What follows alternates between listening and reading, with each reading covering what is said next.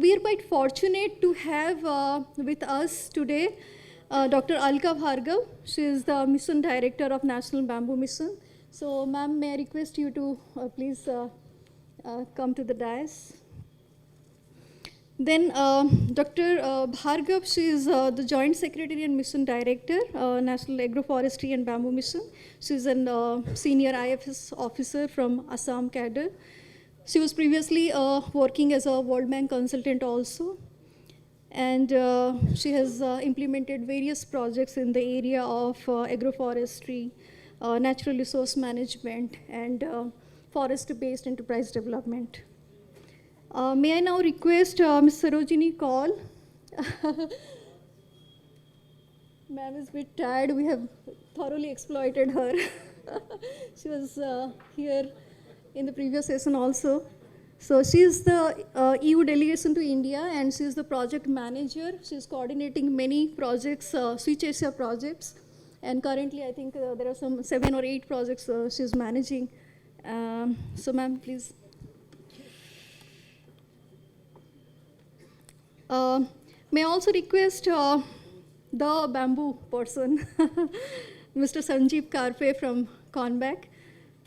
He's also like advisor to many facilitating agency, including FMC, who has recently initiated this whole bamboo enterprise development work.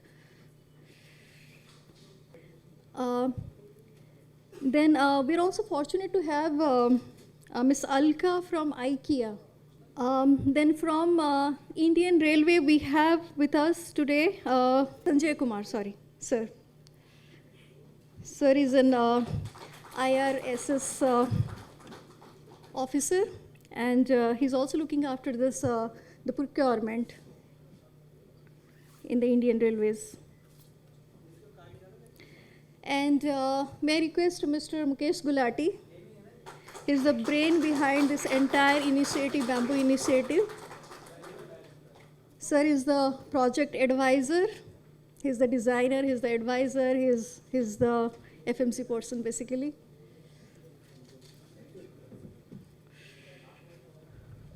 We are fortunate to have many, couple of entrepreneurs also here. They have traveled from various parts of this country. And then we have facilitating agencies over here. We're also fortunate to have some of the technical experts, like for example, sir is from IIT Delhi, yes. And then we also have Mr. Ramnarayan Pandey, who is also a bamboo expert, an FRA pass out. So we'll keep this session as a very interactive, and Mr. Mukesh Gulati will give us a brief introduction about this project for the benefit of the new joinees, meaning the people who for the first time they are hearing about this project and all. So for their benefit, he will give a brief introduction about this project. Sir.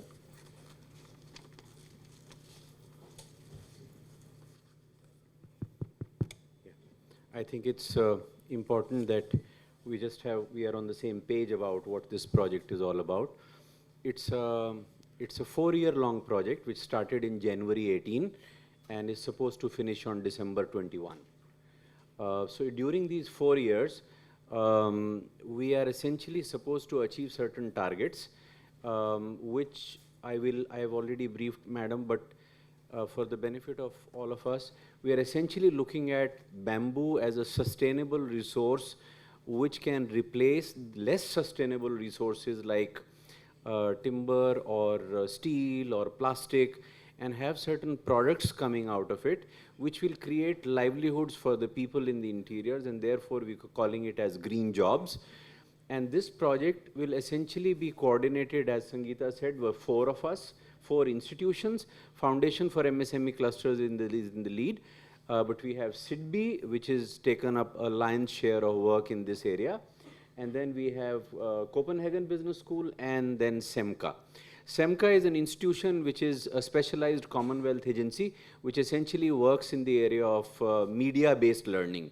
And Copenhagen Business School is essentially going to look into the gender dimensions of cluster development or enterprise development, and will essentially be coming out with a policy paper at the end of the project, which we will then have an interaction with a number of policymakers. Now, What we want to achieve is in 9 different states, in each state on an average 250 new enterprises to be created or existing enterprises to be scaled up.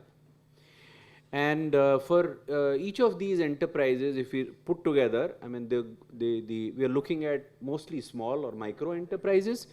So each enterprise on an average will have about 4 lakh rupees worth of loan from the banks or financial institutions. Each enterprise on an average should be able to have a turnover of about 10 lakh rupees per annum. So put together, this is about 220 crores of turnover by the end of this project. And put together, we are looking at a loan linkages with the banks for about 70 crore of rupees. This is as far as our work package 1 is concerned, through which we are aiming to have 10,000 new employment created, of which 50% will essentially be women, and at least 40% of these enterprises must necessarily be owned by women. So they are not just workers, but they are also owners of this. And fortunately, because we are working in Northeast, there is a possibility for this. There is a scope for it. Now, when we are designing this whole project right in the very beginning, we were not so, Dr. Gupta from IIT Delhi, we were not very clear about the problem of raw material supply. We thought in India, there is no problem of bamboo because there is so much of production going on. But as we get into the space, and for the last 1 year or so, we realized that it's very critical that depending upon the different kinds of product applications that we have to see, you have to see what age, what grade, what species that are very critical to get the kind of outputs which are to be done. And not only this, but also to ensure that treatment happens for certain kinds of products which are necessarily requiring that kind of a treatment. Now, this is our what is called work package 1 and work package 4. There are 5 work packages, and what I essentially told you about is just 2 work packages. The work package 2 is all about creating market linkages, because I don't think we can just go to the clusters and say, here we are to give you skills and all that. The first thing which is necessarily required is market connect. Without the market connect, there is no point in giving any kind of skills, etc. And we also want to ensure that through this work package 2, that whichever locations we are working, we also ensure that there are some new product applications which are created in that area. Because people may already be doing a lot of local area products, but unless we are looking at something which is in the long term. So if in a particular cluster nobody is making furniture, furniture is a new thing for the cluster. But if nobody is making baskets in a cluster, basket becomes a new application in that cluster. But essentially, we are looking at least 20 good startups with a replication potential under work package 2. Work package 3 is about creating a local ecosystem, because we do not want that this project, when we are going out in the month of December 2021, that it falls flat and says, okay, we were there for some time, and as long as we were there, project activities were going on, we have products, we have been able to sell, but if it is not sustainable, there is no point in it. So therefore, it is very critical that all the local ecosystem stakeholders, which include our raw material suppliers, machinery suppliers, our hand tool suppliers, our designers, our packaging people, they are upgraded to a level that they are able to provide these services through commercial basis. And if that connect can be made, it will be ensured that when we have such wonderful institutions like IIT Delhi, we have NID, we have NID Ahmedabad, we have NID in Bangalore, we also have IPIRTI, we have BMTPC, but all these institutions who have the knowledge powerhouse, this must be translated at the local level and must be made available by the end of the program. Only then it will become sustainable. And work package 5 is about policy dimension. So through all these 9 states that we will work, we aim to learn a lot of things. We want to have 9 buyer-seller meets in these 9 different states. We want to work closely with the state governments so that when we are working in one location or 2 locations in a state, and if the state finds that there is a good possibility in terms of learning out of it, we want to work in a collaborative fashion so that we learn from them, and they have lots of resources also with which we want to harness and make use of it in a positive manner. And ensure that at a policy level, whatever replication potential we can see out of it, we can translate it into a sustainable outcome. Now, that's about the project. Why we are doing this session is another very important dimension. And we have here people who are going to be grounded on the field to deliver all this. So we have 30 people here coming from different parts of the country who are essentially responsible for on-ground delivery of these results. And they are here for 5 days for training program. Today is the 3rd day, and we have 2 more days. And the purpose of organizing this session is that they have an interaction with you. They can ask questions from you about what is the landscape, what to expect from Indian Railways, what to expect from National Bamboo Mission, what to expect from State Bamboo Mission. So it would be nice if each one of you can just introduce yourself and briefly tell about what your role is, and then leave it to them so that they can come back with lots of questions, and it will be an interactive session in which they can ask you questions, because we can teach them on a PowerPoint presentation. But you know, to tell that Indian Railways is here, they are possibly looking at potential. And we have, of course, Sanjeev Karpe, who is also a specialist. We cannot possibly accommodate everyone on the dais. But I think I would also request that Dr. Gupta, Kanupriya, we have number of other specialists in this area who are also into business, into research, also take part in this discussion and explain what their role is and how they can make use of your expertise and inputs. For us here at Foundation for MSME Clusters and SIDBI and Copenhagen Business School and also SEMCA, I think all 4 of agencies are also not experts in bamboo.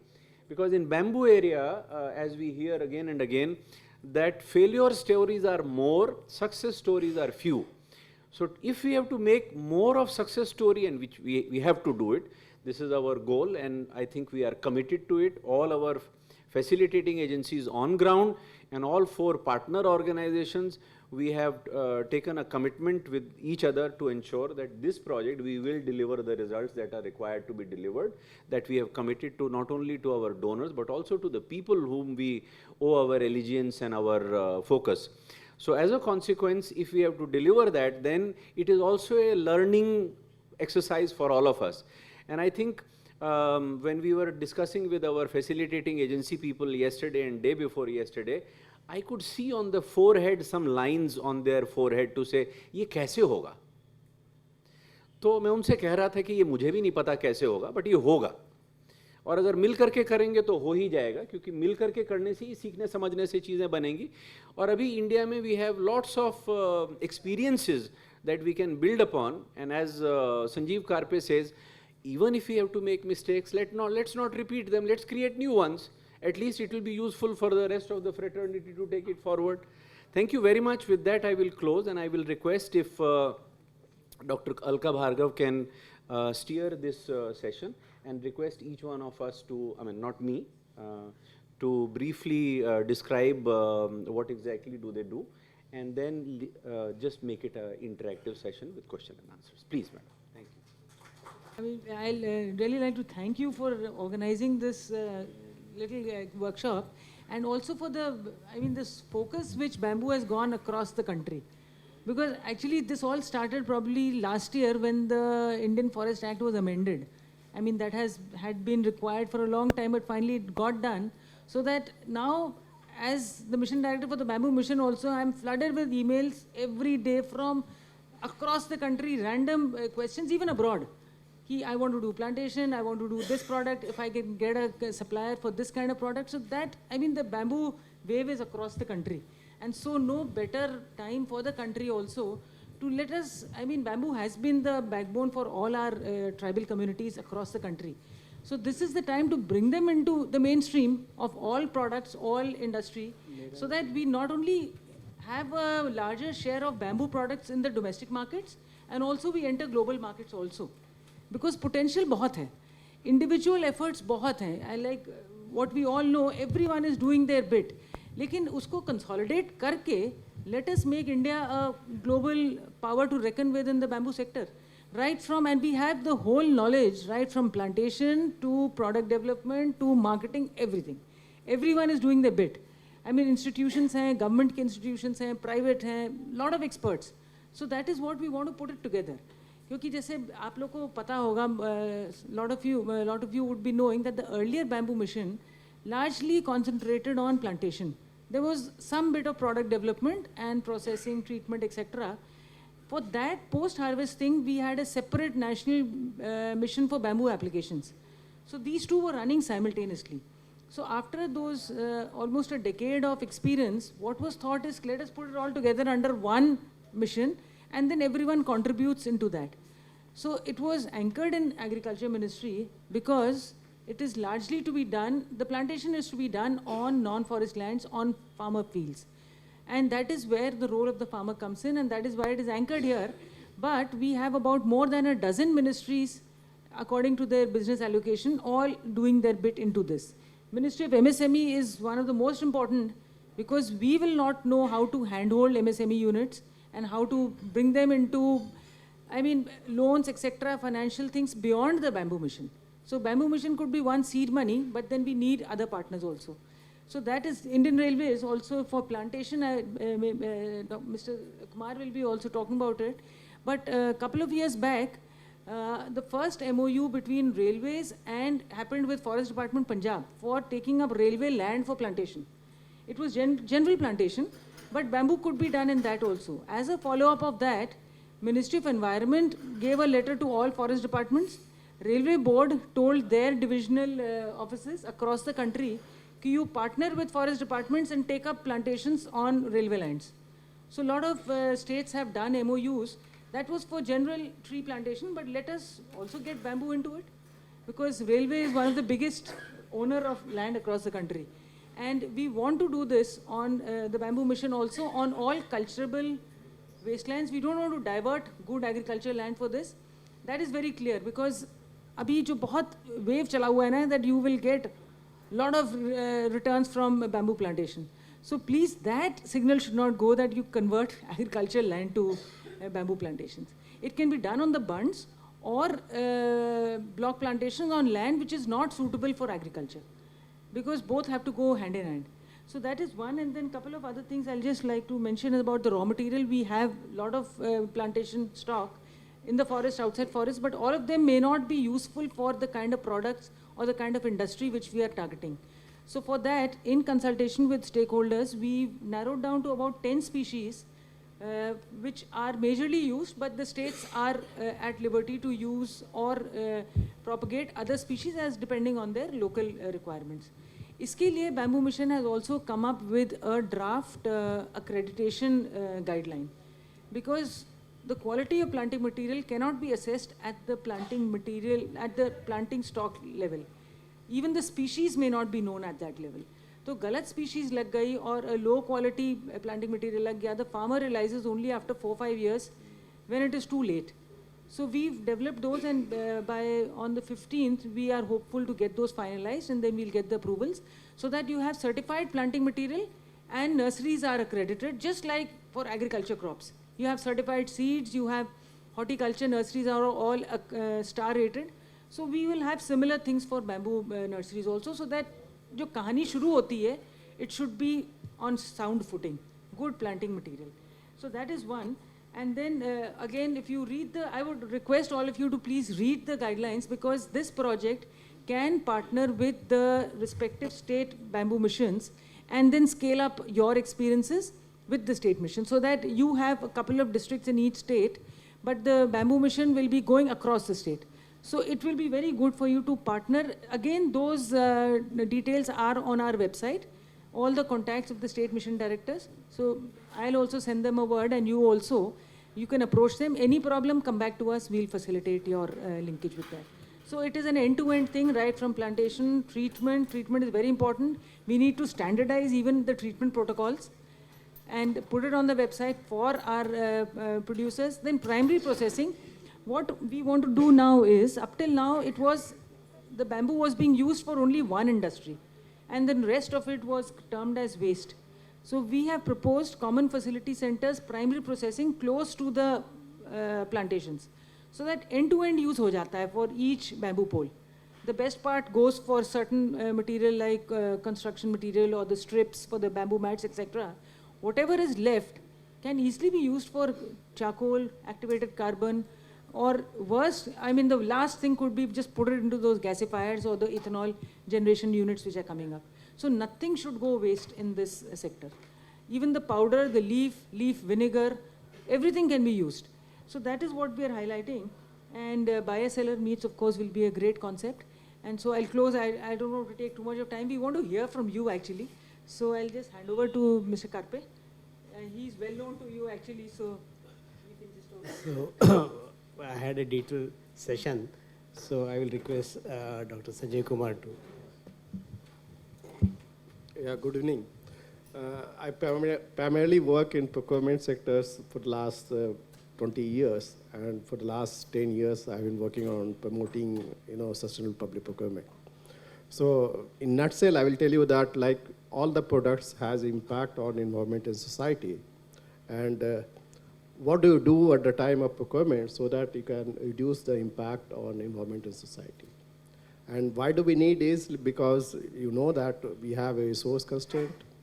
If you look at our resource intensity of India and the energy intensity of India, it is very poor as compared to the, the world average.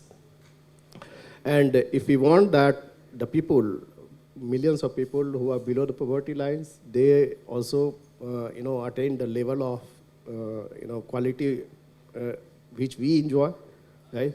So we'll be needing a lot of resources, right? And we also understand that roughly about by 2050, it is estimated that 70% people will be living in the urban area. So if so many people are going to come in the urban area, you can just imagine the kind of resources you'll be needing, be it for the education, be it for the transport, be it for the housing, anything, right? So we have a resource constraint, right? So we need to focus how can we do, how can we satisfy the demand of all our people by minimizing the minimum resources, by minimizing the minimum energy, by minimizing the less water consumption, which is by minimizing the health impact of the products which we are consuming, right, on the health of the people or society. So this was the one part. Second part is like if you as a consumer, right, decide you have a big role to play in the whole supply chain. Whatever you decide, it has an impact, right? Today, if you say that, okay, I want to buy a product, bamboo products, there are many, industry, MSMEs, they would like to supply to you. And government is a big buyer, is a big consumer. You will be surprised to know that, government almost spend roughly about 25 to 30% of the GDP on the, buying goods, works, and services of different kinds. 30% of the GDP. 30%. See, again, there is a, catch in this, in the sense like it's not a, perfectly estimated figure, but it has been estimated that it's roughly about 30%. In, OECD countries, it varies from roughly about 12 to 18% of the GDPs. But since we are still, developing and emerging economies, it's a higher because government plays a lot of role at many of the places. So imagine the, kind of budget which we are talking about, right? And the last several years, a lot of development has taken place. And in 2017, you will be surprised to know, I don't know like how many of you are aware that the Ministry of Finance, which is the nodal agency for the procurement policies, right? They have come up with a new manual, right, which facilitate procurement of sustainable goods, works, and services. Right? So as far as policy is concerned, it is clear. But despite that, it's not happening, right? So there are lots of challenges. Mr. Gulati mentioned during his speech that the market readiness, right? Where is the market? If I say I want to buy certain product, so I should be able to buy those products because the requirement is going to be very huge for the government of India. Right? And we don't want to get into a situation where there are only one or two suppliers are there and the rest of the suppliers, they are not able to compete for that particular products. Then there are challenges of, there are 7 million people who are working on public procurement at the various levels, center, states, municipality, and so on. They are involved in the public procurement. If you ask them today, like, do you know what is sustainable procurement?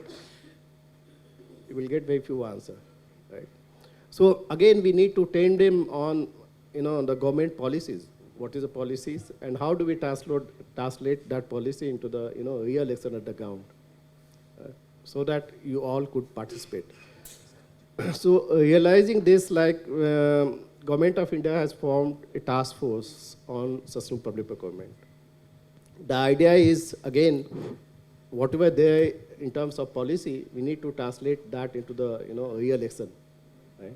And the task force is looking at those at that particular aspects. I think it will take some time, but again, we are not in the first go. We are not trying to address all the products, because we know that if we try to address all the products, then we will not be able to make success at a faster pace, and it will create confusion in the market. So what we are targeting is, we will target about 10 products based on the priorities, based on the market readiness, based on the impact, what is the impact of that product on the overall expenditure of Government of India. And we are working on that. What would be the specifications so that market could supply and so on. So that is the thing. And coming to the bamboo particularly,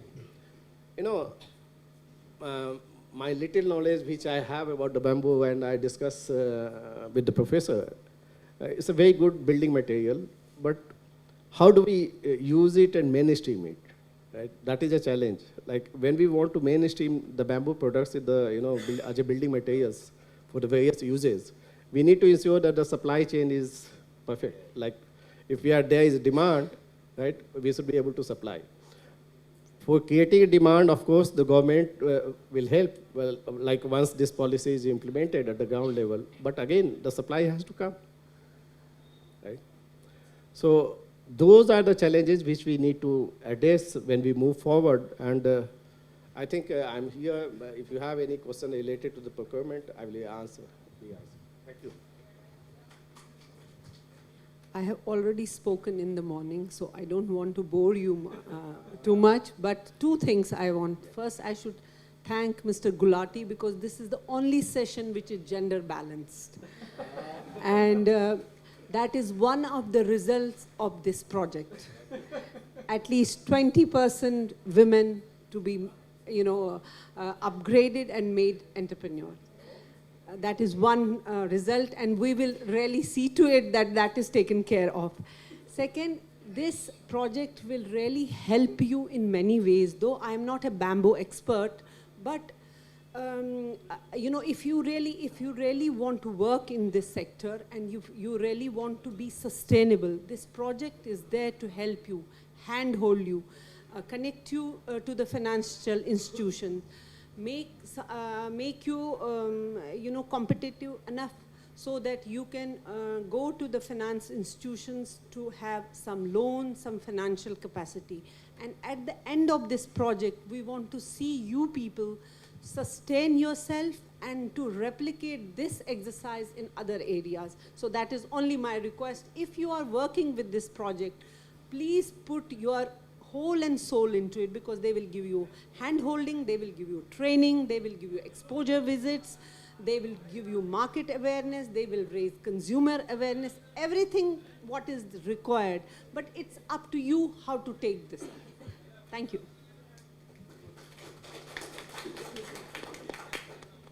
Hi everyone, my name is Alka Bisaria and I'm representing IKEA, and I work with them to develop bamboo business in India. So I'm a little nervous because I wasn't prepared to address and I'm really not a very good one. So just to make you understand, IKEA is the world's largest home furnishing retailer in the world, and approximately our sourcing is about 15 billion euros. So in terms of bamboo, coming back to which is our focus today, so the global purchase is around $100 million US, which would mean somewhere around 700 crores. So I have joined the bamboo development in India for the past 2 years in IKEA, and unfortunately until now we've yet not been able to start any suppliers. So maybe I'm the most youngest in terms of the experience in bamboo. I'm not very technical in terms of, but the challenges which I have understood is that, the ends in, everybody needs to come on board together to work on this.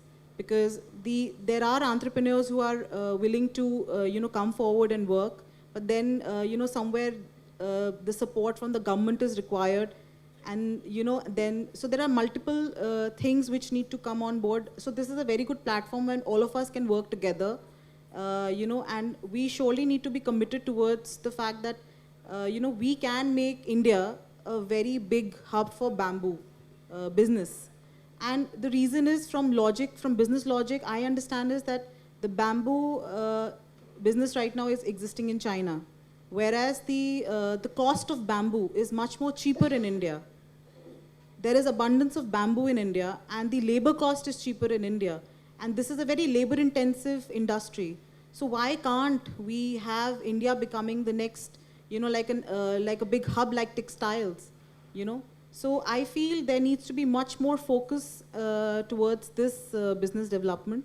So I wouldn't, the other day I was trying to speak with, a lot of new entrepreneurs. And when we talk, the main challenge is securing the bamboo supply chain. When we say securing the bamboo supply chain, it would mean in terms of, compliances and, understanding and towards it. But when we're talking to entrepreneurs, they said bamboo is a God gift and we can cut it.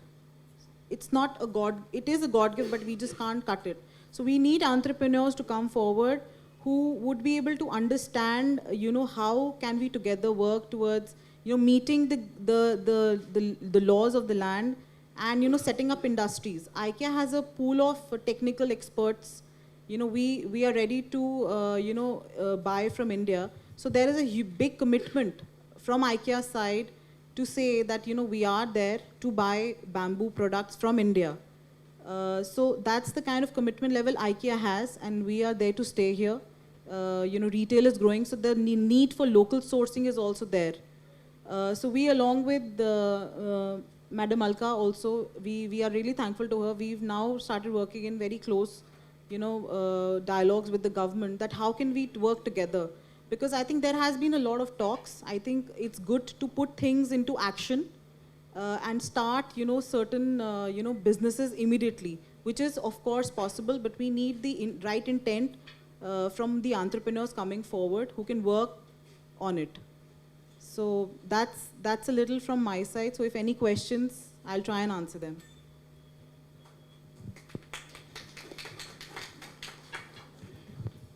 I'll just take 2 minutes. I mean, just taking on from where my namesake finished, is that right from the beginning, the manufacturers, the entrepreneurs should be aware of what the global standards are. And so you are ingrained into it from the beginning itself. Not to say that and then the same thing can apply to our domestic markets also. Like the kind of, right from the beginning, from where are you cutting your bamboo? What wages are you giving to the people? Is it sustainable harvesting, land ownership, etc.? That will be from the pre-harvesting stuff. Post-harvesting, for example, the kind of adhesives you're using, the glues which you're using, the kind of treatment chemicals you're using, are those all compliant tomorrow for getting into global markets? And if you look at EU has one of the most stringent standards. So if we comply with the EU, other countries will just aankh band karke, they will take your products. So that we are seeing in other agriculture commodities also. So when we can do it for other this thing, and also I'd like to mention, like my ministry issues this sanitary and phytosanitary certificate, SPSS. A lot of our bamboo entrepreneurs are not aware of it. So that is, these things I think we should ingrain right from the beginning, that these are the kind of, we have a plant protection division which has directorates and offices across the country, which will give you that SPS certificate based on the requirement of the importing country. So those kind of things have to be brought into your product development, your design, etc. So that tomorrow your consignment is not rejected. And then the same thing can be used for our domestic market also. All right, so that is one important thing. So I think we should hear from you, that is more important. So yesterday, when I have completed my session, most of you met me and tell that you're concerned that how it's difficult and how to do it. So I'm very sure today we are fortunate enough to have this type of people on dais, and they're asking you that we want to buy. Tell us who will give. So from day one, let's try to understand what is the requirement of a player like IKEA. No, otherwise, what happened that the unit is established, and then IKEA tells you that we need a FSC certified product, and this will not work, or they will tell you that gender thing, or the wages you are giving, just because you are not following laws of land, IKEA will not buy a product from you. So there are so many things which we need to learn. We are fortunate enough that we have this. Yeah. So yeah. See, like, I don't know, like, how many people you have participated in the government tenders, like, but I can assure you that whenever government asks for, certain product, whether it is bamboo or any other products, 2-3 things are very important. One is, like, to ensure the quality, they ask for certain specification, right? So I'm not sure whether bamboo has a specification, IS standard. I don't know. Maybe you have? For the structural purpose? Yeah, that's very nice. So going forward, if, say, government agency asks for the standards, then for the quality purpose, they will ask you for the standards. Then we need to have the verification mechanism. Like, how do I verify your claim? You are saying that, okay, my product is sustainable, right? In case of bamboo, I know that this is sustainable. But there are other aspects as well, as it was pointed out, like, how do you, is it coming from the sustainable forestry? Or are you employing, person, which is protected under the current laws of the land in terms of minimum wages, in terms of employment of child, in terms of gender equality, and so on. There are so many laws on the land. So definitely going forward, people are going to ask you such questions. And at this point of time, I don't know, like, what are the bamboo products which government can buy? I don't know, really, right? And if, as a project, if you can anywhere, like maybe at the website or somewhere, if they can mention that, okay, these are the products which are being used by the government, and government can probably buy, why not? They will be more than willing to buy, right? And especially on the construction, I want to mention one thing, and I would like input from you people, right? I am currently leading a global team, of the for creating a one planet strategy for the 2018 to 2022, right? And on procurement of works, right? If you look at the sustainable procurement arena, we have done many things, and many things have happened at the global level for the procurement of goods, say procurement of this file, or procurement of glasses, or procurement of papers.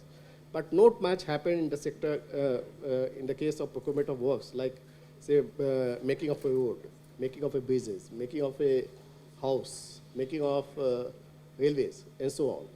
So, it would be helpful if your project as a team can give some input, how the bamboo could be used in the construction sectors, and how we could, save the resources. That would be very nice. Thank you. Good evening, everyone. I'm Sanjogita Mishra, the Program Officer from Commonwealth Educational Media Center for Asia. So my question is for IKEA and for Dr. Alka Bhargav and the railways. That all these little things that you've said, like the wages you're paying or the gender balance and all of these things, is there a standard operating procedure that is available today? Has it been documented, well documented somewhere that one can just go download and have a checklist of things that one can take care of before even starting to plan a enterprise, a bamboo enterprise, or even starting to plan a plantation? So I can speak for IKEA. So we have a written document which has been formulated keeping in mind the country's laws, and it's very much available for all the entrepreneurs and anybody who wants to understand what is the requirement. So and if you want, you can also go onto the IKEA site, and it's also available for reading there also. But if you want the detailed material, it can be emailed at any point of time. Thank you so much. What about In fact, for the construction sector, this Bureau of Indian Standards, BIS, they've included bamboo in their building code also. It was there in 2016, and in 17 also it's there. A few parameters which are yet to be sorted out. In fact, the Central Building Research Institute is working on them, and Mr. Karpe is also associated with that. And we will get it notified through BIS so that the construction work is certified.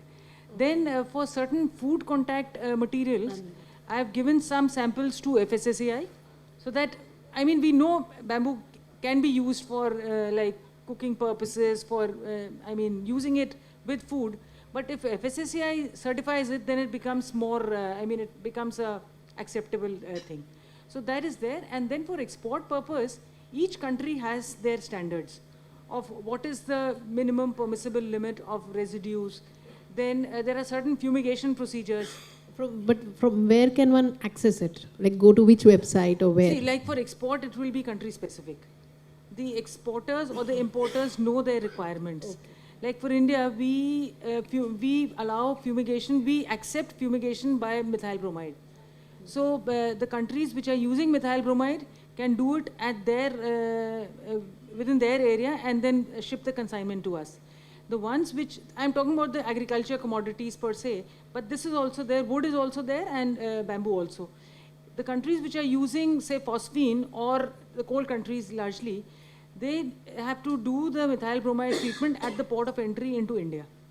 And there are certain clauses, like there is a 4 times penalty, because they are not able to do it in their country, but this is our standard, I mean, our protocol. Only after that, it would be allowed entry into India. So you can get this from the website, from our website also, the Plant Protection Division. You can get it from there. And more detailing, if anything specific, then we can work on it. Okay. Thank you. Bureau of Indian Standard has a IS code for preservation of bamboo for structural use. One more IS code for preservation bamboo for non-structural use. And third IS code for preservation bamboo for mat-based product. Then we have one more IS code for testing of bamboo. We have one more IS code for designing structures with bamboo. So all these IS code are in place. You will get it on website. Bureau of Indian Standards. Regarding the government procurement, I think most of the department or organization of Government of India as on date, they have standard bidding document, right? So you can have a look at the standard bidding document. In the standard bidding document, they mention what are the law you need to comply, right? And if you don't want to go individually at different locations, I will suggest you to look at the ILO convention. ILO convention is valid worldwide on the social issues when it comes to minimum wages, when it comes to the employment of child labor and so on. So look at the convention, ILO convention. If you are complying the ILO convention, no one can stop you. Yeah, James portal is also there, in which you can look at the the standard bidding documents. Right? So that is, those are there, right? Yeah, thank you.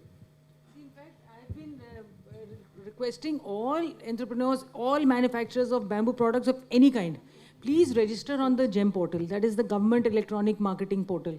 Because now Government of India as well as most of the state governments are mandated to procure on GEM. So if you are registered there, then there is no need for us to go for quotations, etc. We can just pick up one and I mean, you'll have a pan-India reach. So please get onto those, and in case you're having a problem, please get back to us, because bamboo is a new, category or a new material for them. We've got this bamboo roofing material, then panels already on GEM, and that is also included in the CPWD SORs. So it can easily be used by all government agencies. Plus all our handicraft items, right from your dustbins to planters to lampshades to name it. I mean, we are procuring a lot of souvenirs and things from other agencies for the various events, for gifts, etc. what better can it be than bamboo? Because that is what I want to purchase. Because we have really beautiful stuff. But we are kind of saddled down by the requirement of those quotations, etc. But if you come on to GEM, koi problem nahi hoga. We will be just able to buy any amount, anytime. So just do that. In case there is a problem, come back to us, we'll help you out.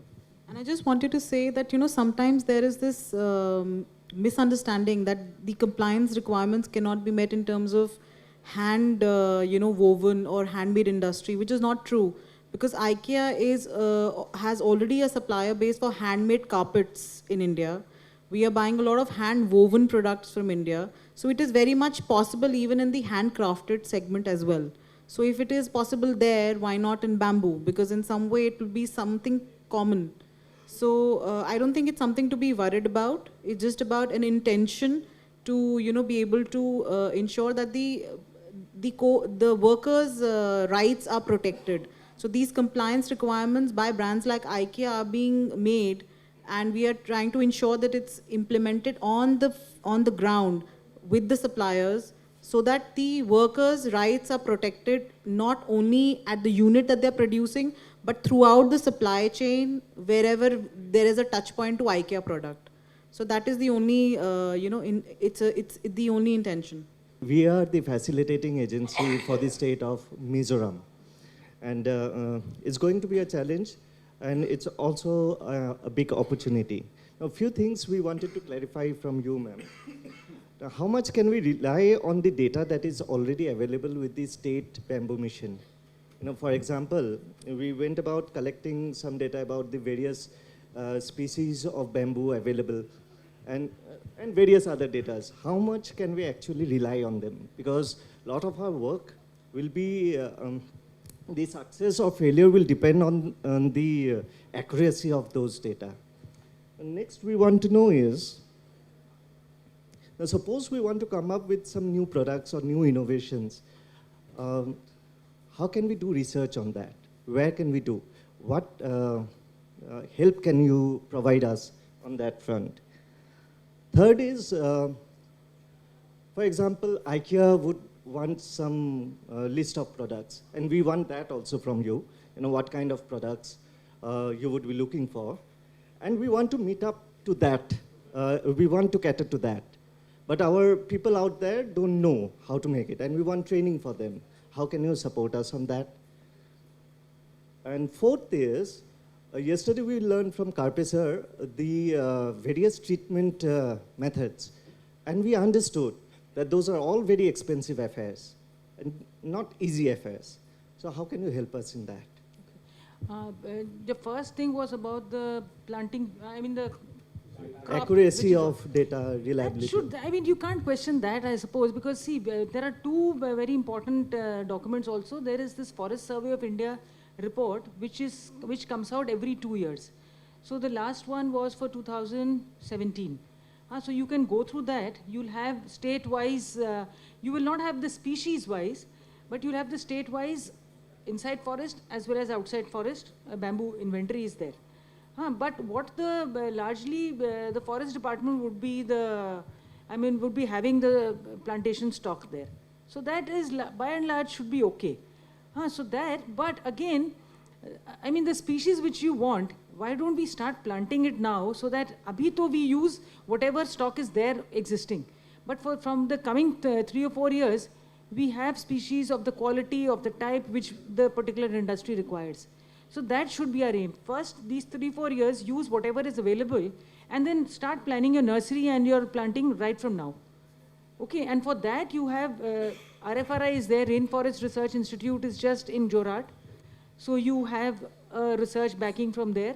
Then there is one, I think in Aizawl also they have a center. I was just talking to the director yesterday. So that is there. Then second question was what? Research support again, RFRI is there, just close by, and your Aizawl center also. Talk to the director RFRI, he is Mr. Jairaj. I can share you his number also, and you will get it also on the website. Talk to him for all your R&D, for your planting material R&D. But if you want to have it for design, your innovation, there is this Bamboo and Cane Development Institute at Agartala. BCDI, that is a Ministry of Textiles Institute. But then what was mentioned by Mr. Gulati also, we have NID, we have NIFT is there, then IPIRTI is there. You have a whole range of Chandrapur, they are coming up with a good training institute. So you have a whole lot of institutes which can help you, right? And then third was... Ma'am, to add on to that, like we have the institutes, maybe this question is addressed to you also, sir, that, you know, we take the artisans there or Yeah. we hire the faculties from there and bring to our Say clusters for few days? BCDI, like what we have, the norms for our mission is 1,000 per day. So BCDI also has the same norms. They have a course for, I think, a month and minimum 20 participants they want. So he's into not only product design, but also part of entrepreneurship. That is more important because the basic, craft they already have. But this entrepreneurship, financial literacy is important. Another thing I like to mention is we have also tied up with the Export Promotion Council for Handicrafts. And Mizoram is one of the states. We've given them 5 states right now: Mizoram, Assam, Arunachal, Tripura. And then Nagaland also came in. So they are in the process for Mizoram. In fact, they have already given their proposal to Mizoram government. So we have in the action plan which has been approved for most of the states, we have a component of skill development, capacity development, then exposure visits, participation in fairs, all kind of events, national, international. So most of the states have got proposed this component. So there with EPCH, what they're going to do is they're going to start with a larger group, have a kind of a baseline training. The best out of that lot comes into the next level. So by the end of about 3 or 4 layers of trainings, they will have a few clusters which will be producing export-oriented, export-quality material. So get in touch with your mission director. There is Mr. Murray in Mizoram. And also the coordinator for Northeast for EPCH is based in Guwahati. I can give you his number also. So get in touch with them. Skill development, very fine tuning of that skill, because see, basics our people already have. Basket weaving, etc. They have beautiful skills. Only thing is to divert them into more innovative, market-oriented products. Because the kind of products which they're making right now has a very local market. But if you just fine-tune it, design it a bit, you can get a pan-India or even a global. It's mind-boggling the way our artisans are working. All the traditional communities and all. So that has to be done, because I really don't want all engineered stuff, because this art and craft will just die with the present generation if we don't give this innovation market potential for the next generation. Otherwise, they will not come into this profession. So all that handwork will just go. Like Sikkim, there is one kind of hat which they're weaving, and what I've learned is there are just a handful of people who are still doing it. Next generation, there may not be any. So let's not kill our traditional craftsmanship. Make them into home decor, any kind of thing. But that the handwork should continue. Ma'am, lastly about the treatment. Treatment. This Agartala has also developed one low-cost treatment. Get in touch with RFRI again. They have come up with low-cost prototypes which needs to be scaled up and tested. So just get in touch with them also. Is there scope for new facilities to be in the set mission? up? Yes. Yeah? Treatment is one most important component. Because only then you can ensure longevity of the bamboo in any kind of because use. Agartala and Mizoram, means being hilly states, transport obviously is a challenge. It could be done right close to the your plantation sites. So it has to be Mizoram as such. Yeah, because just Mizoram look at that prototype which has been developed, and they can help you in that. Just talk to RFRI, or there is another center of RFRI in Agartala. No, ma'am. What I'm trying to ask is, or convey is, Agartala is another state. Yes. Mizoram is another state. And being a hilly state, it's not like traveling. No. I'm not saying you take your bamboo for treatment there. The prototype is developed there. You can use that to install it in your state. Because your state, even in the mission action plan, I don't remember the numbers right now, but treatment is there in all the action plans. Because without a basic treatment, you should not be using bamboo. Otherwise, I mean, no one would rely, as it is, the mindset is that bamboo houses or bamboo construction will not last. So treatment has to be done actually, properly. It might increase the costs a bit, but then it is offset by the life. So will you support in setting up Yes, of a... yes, yes, Yeah. it is there. I would also want you to go to the website and there under the link meetings, you will have the approved action plans for all the states which we've done so far, activity-wise, physical as well as the financial. Everything is there. So you can get back to the mission director and get into it as and where you think it is fit, both for government sector as well as for private. It's all there on the website. Thank you so much, ma'am. Ma'am, regarding my query to you. So in terms of the product, you know, we are looking at more industrialized bamboo products which could be glue board based, but we understand that it is, you know, it would take time. So IKEA is ready to, you know, adapt to the local, you know, artisans. What kind of expertise do they have? What can they make? You know, so IKEA is ready to even explore possibility on what kind of a product can be made out of a particular area. So there is a lot of flexibility that the business model that IKEA works on today allows, you know, for us to buy, you know, any kind of product. So we have market-specific range, you know, which is more like could be smaller volumes and could be something which is, you know, being created specially for that kind of a market. So IKEA is quite flexible to, you know, explore. But the majority of the business is coming from the industrialized bamboo, which is the glue board, you know, of bamboo. So that is where the majority of the business is, which we are trying to, you know, create industries, you know, who can do that kind of a, because see, sometimes it's good to get into the volume business. If we talk to, you know, people who are willing to invest and get into, so they themselves want to get into business which can get more of turnover for them, for them to make it more profitable in the long run. But we are willing to start with anything like a bamboo straw, you know, which is a need for IKEA. We are willing to start with you know, small chopping boards. So we are very flexible. You know, we allow a lot of flexibility in the business model that we, you know, but the whole thing is about compliances, you know, intent towards meeting compliances. There is no negotiation on that.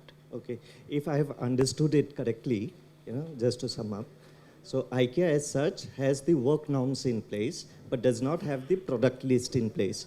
So can we make it like this? We make few samples and send to you, and probably you give your feedback on that, and then we decide to meet the work norms, you know, when we go for mass production.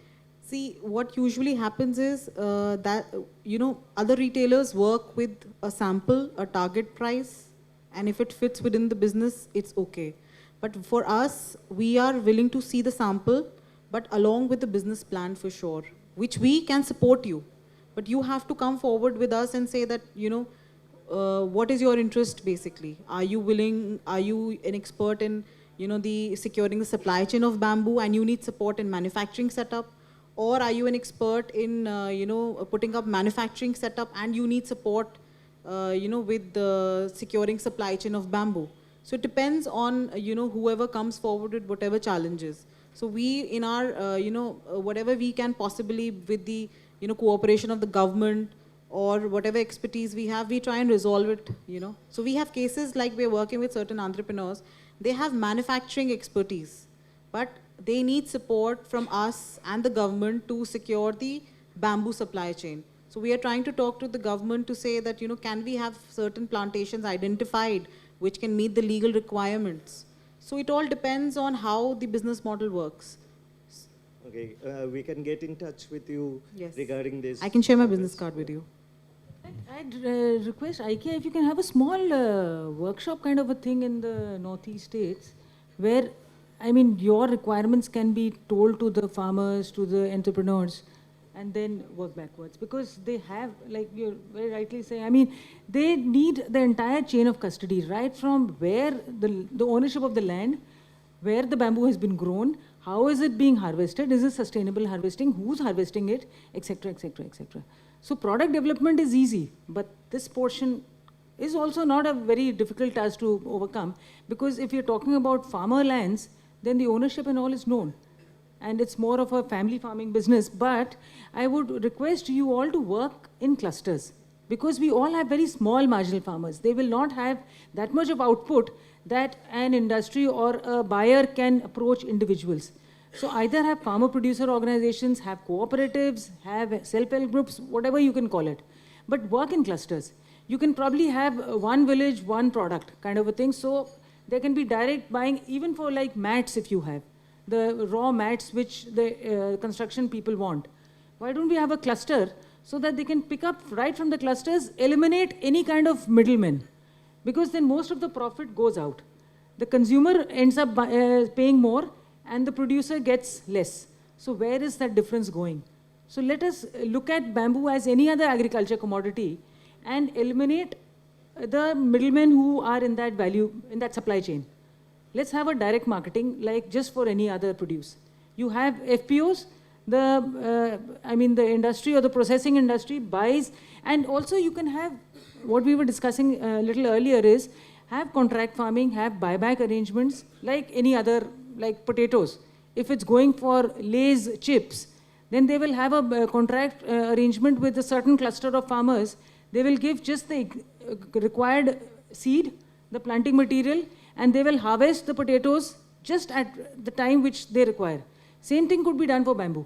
You identify your farmers, you identify your industry where it is to be set up, okay? And then what kind of material is to be required, you have built up a hinterland for that industry. Give the farmers a promise, give them planting material, give them technology also, give them all the hand-holding support. So tomorrow, the industry gets the raw material of the required quality, quantity, and the farmer is assured of a market. He doesn't have to look for a market after 4 or 5 years when the bamboo is all matured. The same way as ITC and Wimco and all these companies are doing for the softwoods, for popular eucalyptus. Why don't we have it similarly for bamboo also? That buyback contract arrangement. In your state, there is one full-fledged glue board facility set up under PPP mode, which is defunct now. And it's a Venus bamboo, and which is perfect suitable for IKEA's requirement of a glued board. Okay, so I think you should also try to explore a possibility of using existing facility, which is more than 30 to 40 crore rupees of investing, lying idle with top quality machines and all needed facility. My name is Kankana. I come from an organization called EDEAXIO. Basically, we have been implementing entrepreneurship promotion programs for quite a while, but this is our first foray into bamboo-specific programs. My question, I have two questions. One is both for the representative from IKEA as well as from the Indian Railways. One is, do you have a specific vision for Northeast? The kind of products, if yes, the kind of products that you're looking at. The second question would be related to, would be directed towards ma'am from the National Bamboo Mission. I'm kind of curious to know about the linkages that you have established with the National Skill Development Corporation, because when I look into the sort of skills that are being promoted related to bamboo, these are mostly related to handicrafts and looms. Whereas other services like, say, electricians, this has become very commercial skill sets, which also promote entrepreneurship to a great extent. The kind of linkages that can be built, the other kind of skills that can be promoted through these, through the NSDC or, can come under the gamut of, say, the NSQF, which could lead to further promotion of, say, freelance level of entrepreneurs.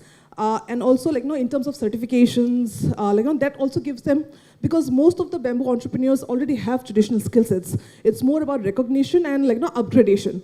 So, this upgradation is happening, but it's happening at a very micro level. So from a policy perspective, because NSDC's main foray is in terms of skill development, what are the linkages that you have built up with NSDC? And specific, again, coming back to, I'm very happy to see IKEA, coming together with Bamboo Mission. So the kind of can we pull in more CSR corporate CSRs in terms of focusing, also realigning their, perspective towards bamboo? That would be my question.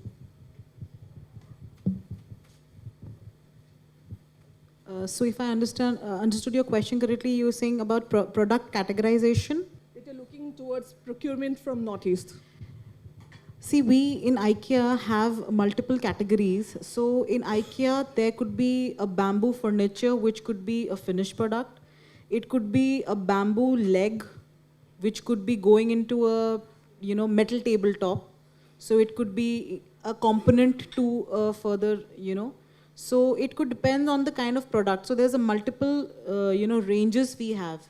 So IKEA is not specifically saying that we are looking at this product, this type. This is our range. We have a number of products which you can go online and look. Everything is available, at the click of a button. So all the products are there. You have the description.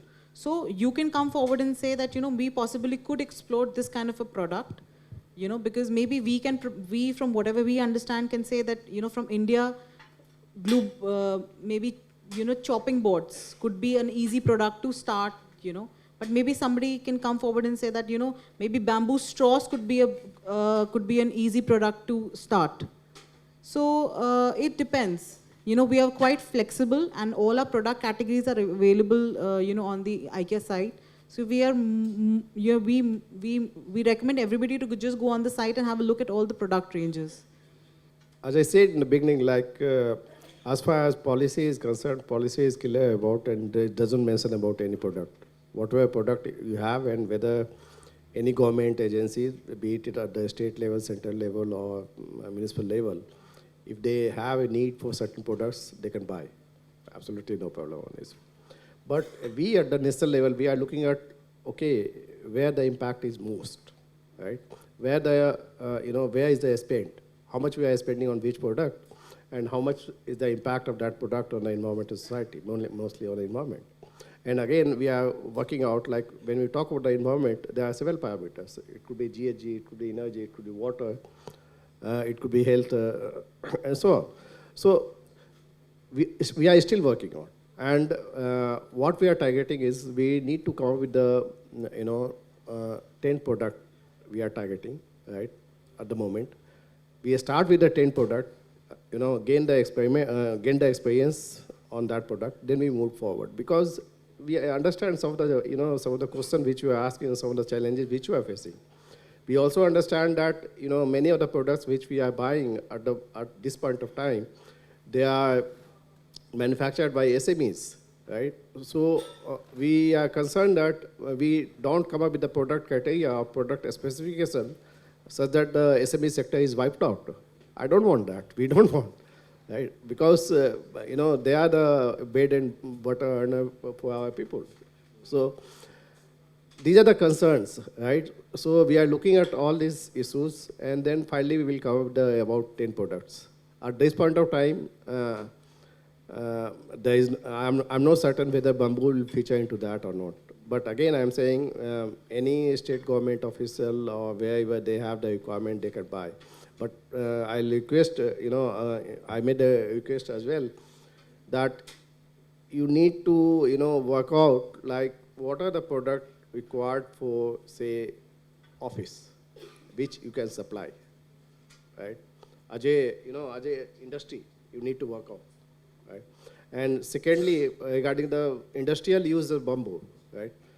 Lot of things are happening, lot of development are taking place. Research is also supporting use of the bamboo in the construction sectors because it's a sustainable, it could easily be gone, it could easily be harvested and so on. So as an industry, you need to put forward your case, make your case, like how your product is going to be, beneficial for everyone, like for the buyers, for the environment, for the society. We need to do that. Thank you.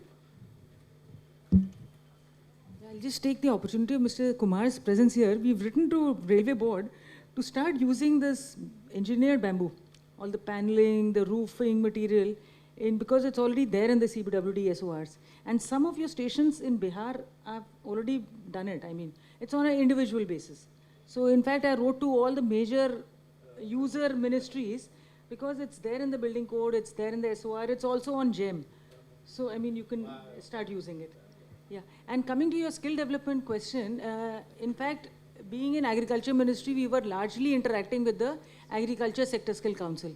But now for bamboo, I've got in touch with Construction Skill Council, Handicraft, Furniture, and also the beauty and wellness sector, because there are certain products from bamboo as well as from other forestry products, those non-timber forest products, which has a huge market in the herbal and the beauty wellness sector also. So that's where we are, and we are trying to, modulate all the trainings which are happening in various institutes also within the NSQF. So that at least the certificate which that person gets has a recognition. You know what his competency levels are. And the best part of the NSQF is that recognition of prior learning. If we can get the artisans to be certified, then not only their market value increases, but then they can also be certified as master trainers. So what we were, in fact, when this was all being developed in NSQF in 2010, 11, 12 types, then I was that time in Ministry of HRD. So then we were wanting this to be done so that not only national mobility is there for a person in NSQF, or that time it was NVEQF certified, but also looking for a global mobility. Because we were trying to, we have in fact mapped the NSQF with global standards. So then if any plumber here is certified, then he also has recognition in maybe another country. So that is what we were intending to do, and that's there. And also then the kind of stigma which is there for children who are going for vocational schools. And okay, it's not for my children, but for a poor person's child who will go to a vocational school. This is off the bamboo sector, but since you raised this thing which is close to my heart, because we were working on it very, very stringently that time. We got the vocational schools to be part of the mainstream schools. So that like you have a BSc or a BA or a BCom, you have a BVoc. So that child, or even in class 10, 12, he's not going to a vocational school. He's going to a regular school, maybe doing another stream. So that stigma doesn't remain with that child. It's a profession that should be respected, vocational. You don't have to be a science pass out in class 12 to be respected in society. A vocational is as good, and especially for the children with special needs. This is the thing. So we have this National Institute of Open Schooling.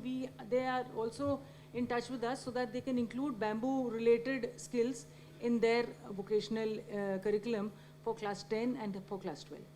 And then so on. We were also talking to UGC. BVoc has been introduced in a number of universities. And also that time what was happening is that a child with a vocational pass out from NIOS needed to do geography, maths or something to get admission into DU.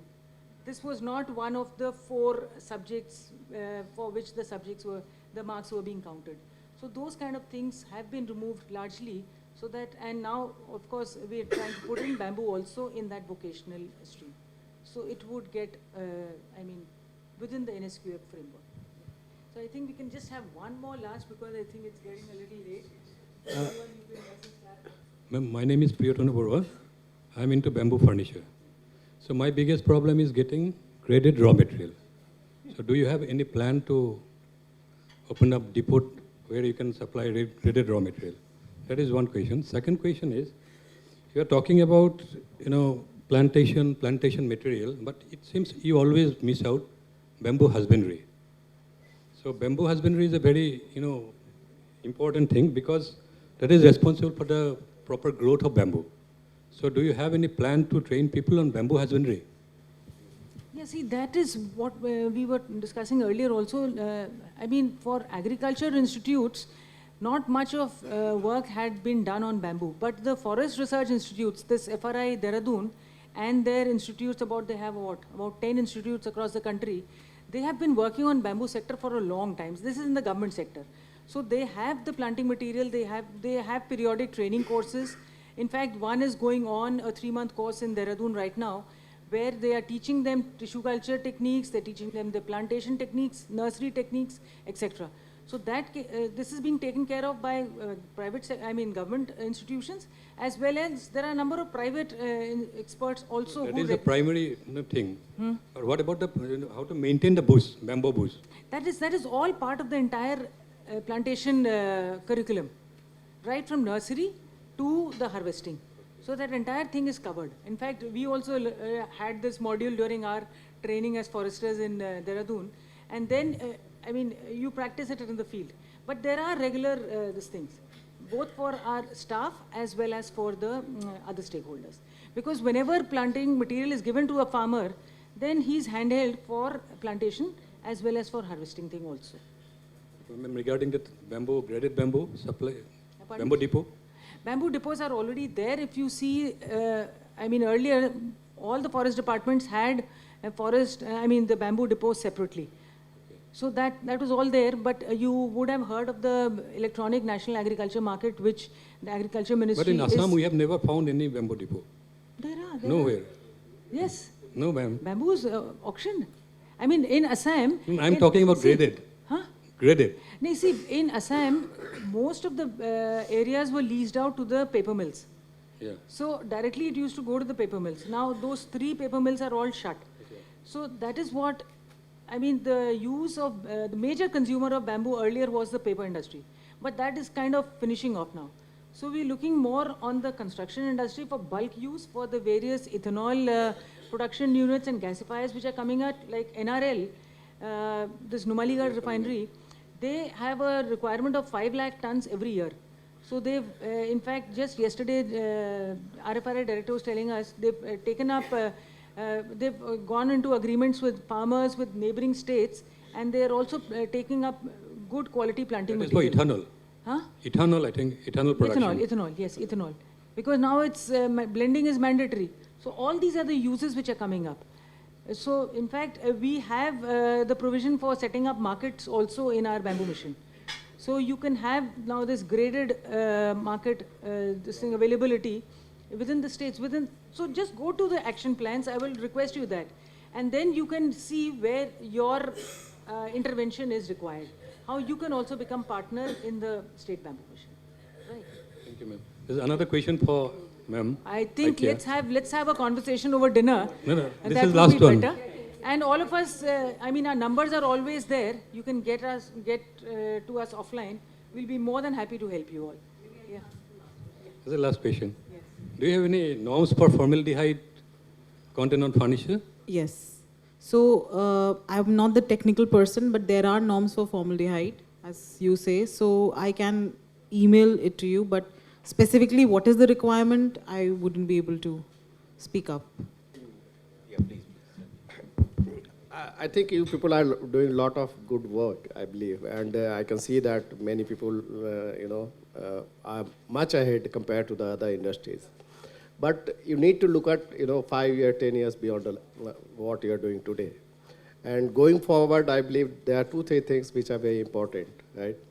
I understand that you are using chemicals for the bamboo, for whatever products which you are using. So you need to look at like what kind of chemicals you are using, whether it has a health impact, and whether that could be replaced by some other chemicals. That is something very important, because that is important. Second thing is, now you have the IS standards, right? You need to work with the BIS to develop Indian eco-mark for that bamboo, so that it is easier for any government institutions or even institutional buyers to just specify that, okay, I want bamboo as per the Indian eco-mark, this.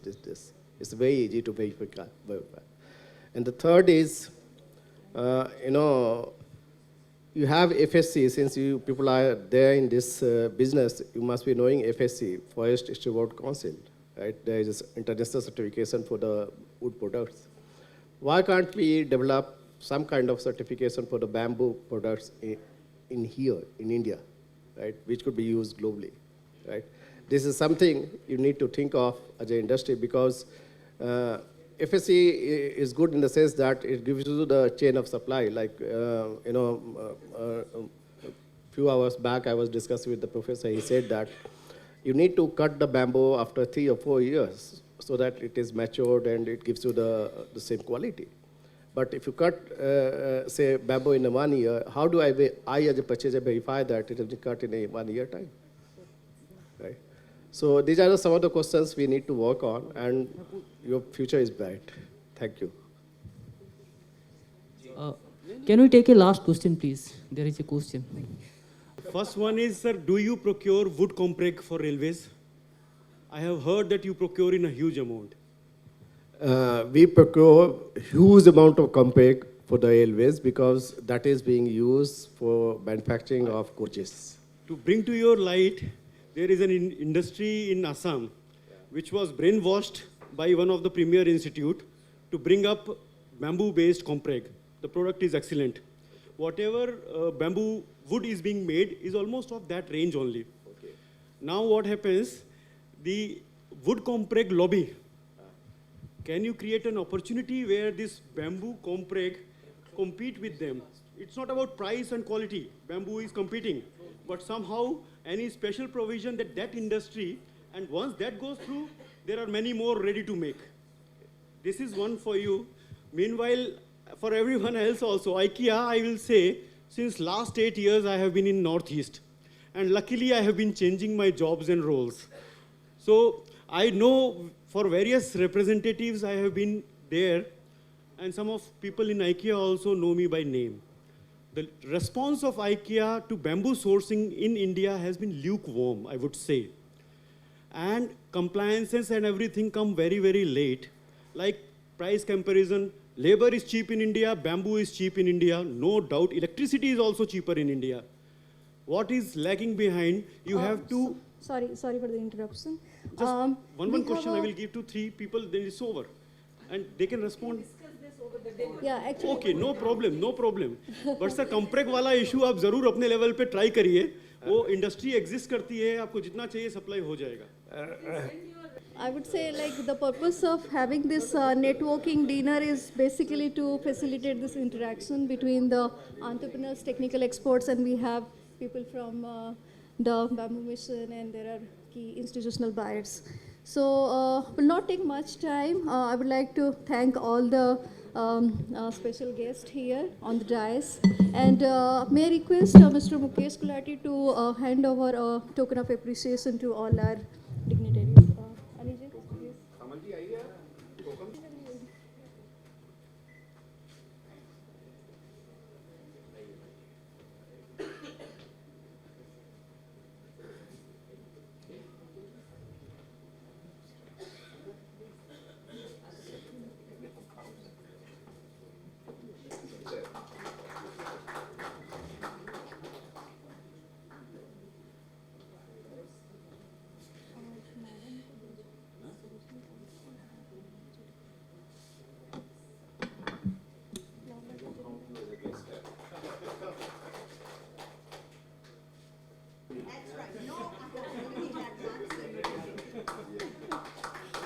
Now this is a perfect collaboration. And Jugaad. Okay, so the dinner is ready, and we'll have more interaction and discussion outside. Thank you.